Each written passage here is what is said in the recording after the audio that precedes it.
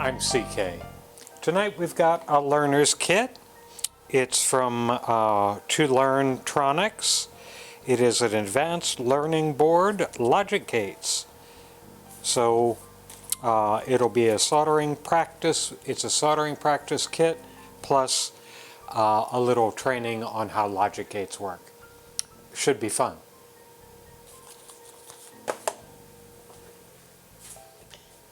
So let's see what's in this box. As I said, it's eLearntronics Logic Gates. I picked this up off of Amazon, and hold on one second and I'll tell you how much it was. Okay, it was about 20 bucks. I'm sure if you shop around, you can find it at various prices. I've found that these smaller kits are all over the place. There are tens or hundreds of sellers selling them, and they list them at all different prices. But this is the one we're using today from Amazon. Bag of components and a PCB, black PCB. Learn your logic. Gosh darn it. And again, it's copyright 2020 from eLearntronics. I'm not familiar with them. I probably should be. Looks like we've got AND gates, OR gates, NOT gates, NOR gates, NAND gates, some XORs, and some XNORs. So it's the whole matrix of things. And as you may be able to see, or you'll be able to see a little bit better when I put it all together, is there are a bunch of LEDs scattered throughout. So the LEDs probably give you all the information about the settings of the logic gates and so on. Okay, so we've got a resistor color chart,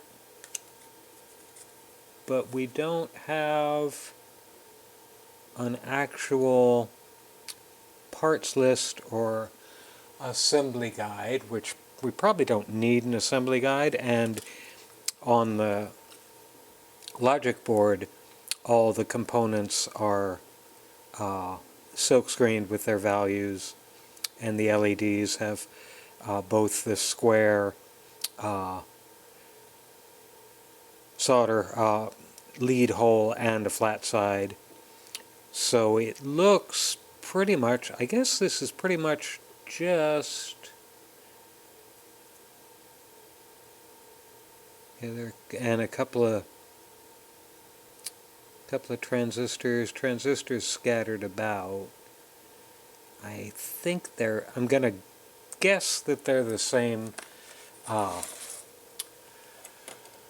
or part number of transistor, but we'll see real quick here. Let me get the rectangular parts tray for tonight.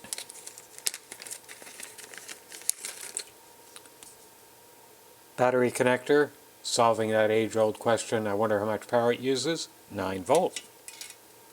I'm going to put that in a different place because we won't be using that in a while. And there's the other connector for it. And then we've got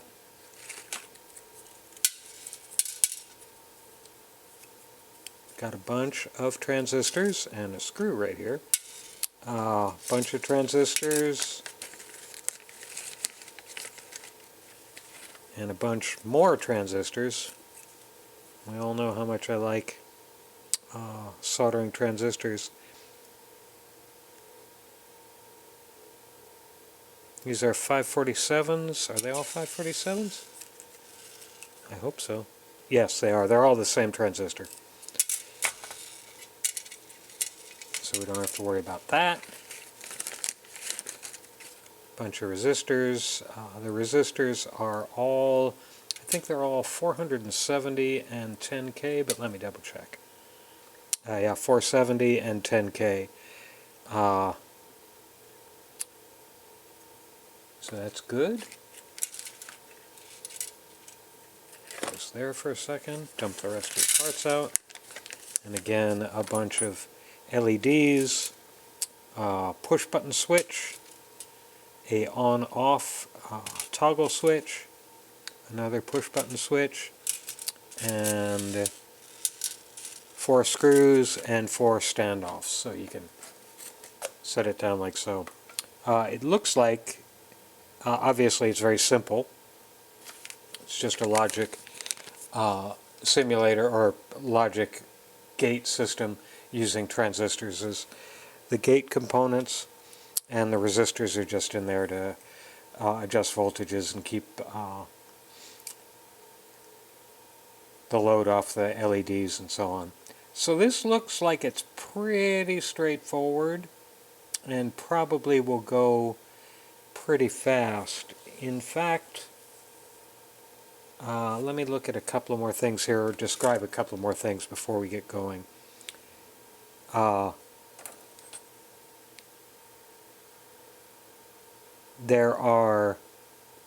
This has a little grid of the way the LED lights should light up when you have the logic configured a particular way. I'm not sure how we set the logic. Obviously the 2 switches go here and here, and we'll play with them. After I get it all together, I'm going to go on their website and see if there's a step-by-step guide to using this, because of course if you're a beginner and don't know your logic operators, just having them and randomly pressing the button is not going to tell you much.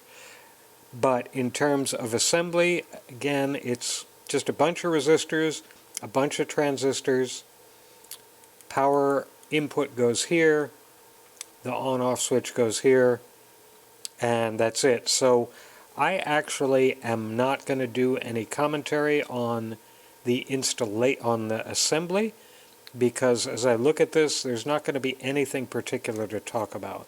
The board feels good, and the plating on the holes is completely through hole, which I like. It may be a little tight in some places for a beginner, so if you've got an 11 or 12-year-old who's going to be doing this, you may want to sit with them and help them stay calm and just at a slow pace put it together. Don't try and rush through it. So that's what I'm going to do. I'm going to just go to music and speed up the camera or the playback, and I'll put this all together really quickly, because again, there's nothing particularly interesting in the assembly here.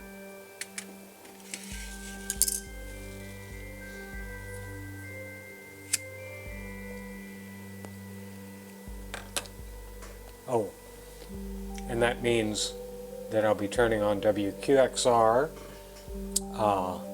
classical radio out of New York City that I listen to through the WQXR app.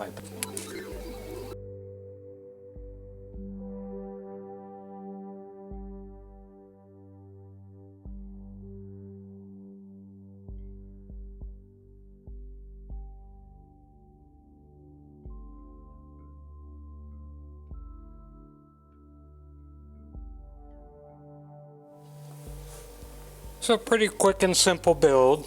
It took about a half hour. Obviously, if you've got a youngster doing this, it's going to take them longer than that. There's a couple of things I'd recommend. First, the typical routine of doing all the resistors and all the transistors and all the LEDs, which makes sense for me, for example, but for a youngster it could get, or a beginner, it could get kind of tedious. So what instead I'd recommend is doing each logic gate one at a time. So you get the resistors, transistors, and LED for each gate then move on to the next one. It does two things. One, it doesn't get too tedious of doing the same component over and over and over again. And secondly, it's some natural breakpoints. So you do the XNOR gate system, take a break for the evening or afternoon. do the next one, do the next one, do the next one, and they can stage their learning across and their practice across logical breakpoints. The other thing that I would like the kit maker to think about a little bit is this black board is really nice. It looks good. It's classy, for lack of a better term. However, on some older style boards, say this one, which is an LED flasher, you can see all the traces, of course. It's an old school kind of board. Now, in something like this, I think it could be really interesting to be able to clearly see all the traces. So you're not just learning basic soldering, and you're not just learning a logic table and the outputs, you're also able to make a connection between from the power flow through the resistors and how the transistors are set up to set up the right gates. But I think it's pretty good as it is. And they do have instructions on their website. They're minimal, but they don't need to be much. It's a good instruction, and more importantly to me, when I look at kits, whether they're advanced or beginner, it's got lots of pictures. And pictures are the best thing in the world to do in a kit. And again, in the digital age, they don't cost you anything. Put more pictures in your kit instructions. Now we'll turn this thing on.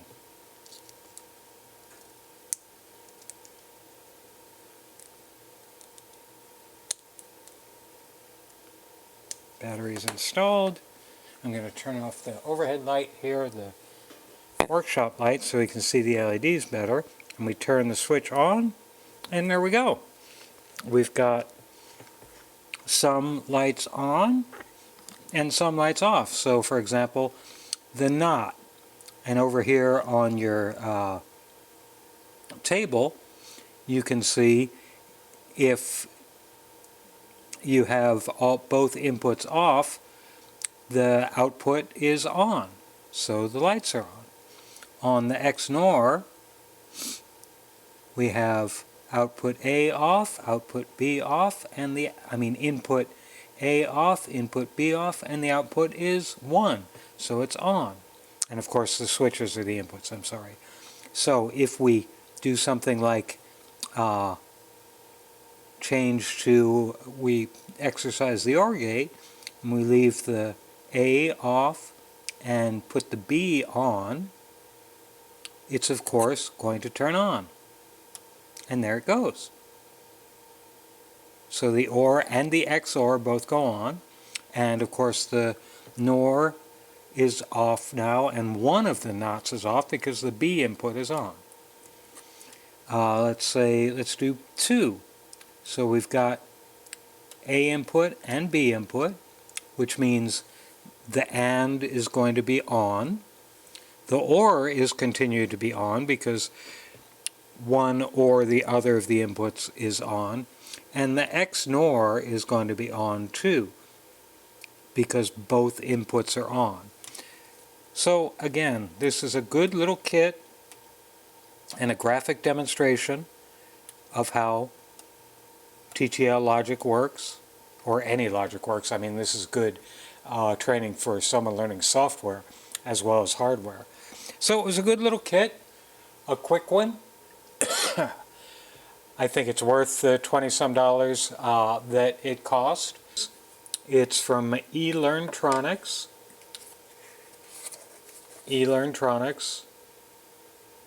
And that's elearntronics.com if you want to go look them up.